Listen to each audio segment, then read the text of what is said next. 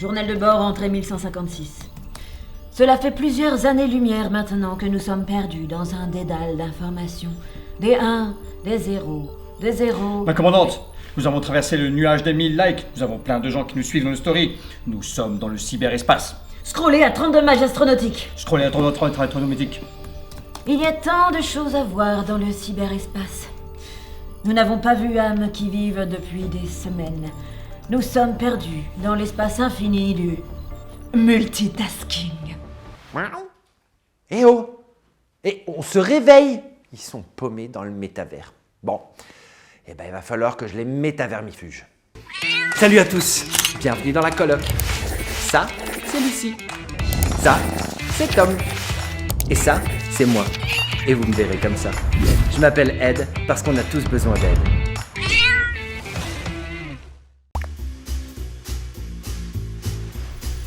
Eh oh! Mais vous êtes complètement paumés dans le cyberespace. Comme 8 Français sur 10, commandante Lucie et capitaine Tom ne maîtrisent pas leurs usages des écrans. La communication entre êtres humains est vitale pour le développement des individus et de la société. Alors va falloir se réveiller. Hein? Quoi? En France, le temps passé devant un écran est passé de 3 à 8 heures par jour, soit 56 heures par semaine, soit 28 ans de sa vie. Grosso modo, hein, bien sûr. Et près de 26% des enfants de 0 à 2 ans regardent des vidéos de courte durée en ligne. Quoi? 28 ans?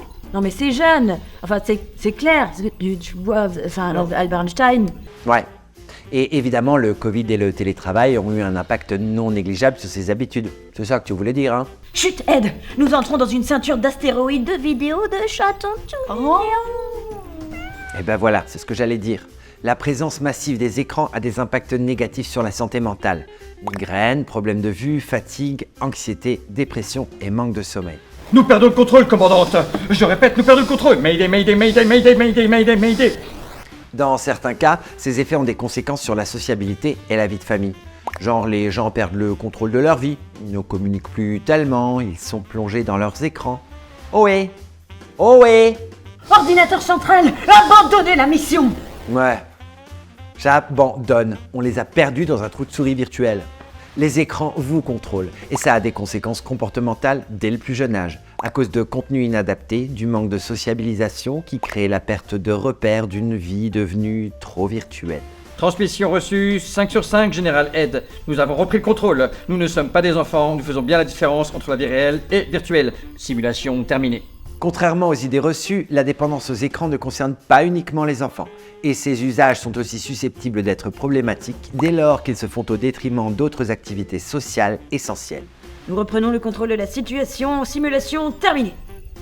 Ah, ben il était temps, hein. Les écrans peuvent t'isoler du monde et avoir des conséquences sur la santé physique également.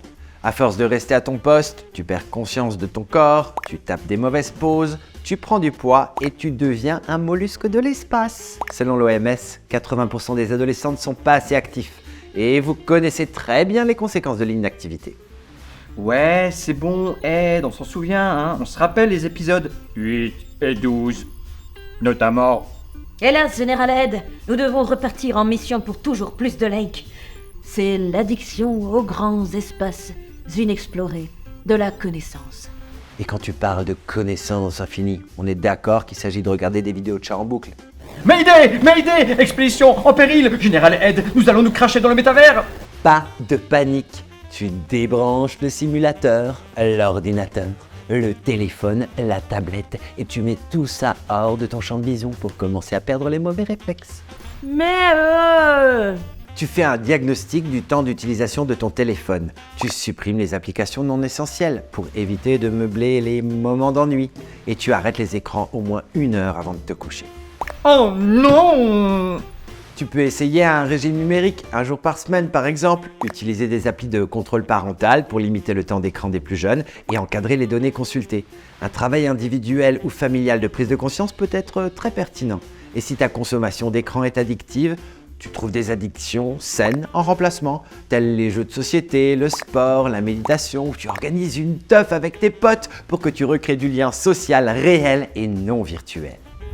Pour reprendre le contrôle sur les écrans, plutôt que de les laisser te contrôler, n'hésite pas à télécharger les liens en description de la vidéo. Et si toi aussi tu veux être bien dans ton corps, bien chez toi et bien sur ta planète, alors abonne-toi parce que t'as vu, on a tous besoin d'aide.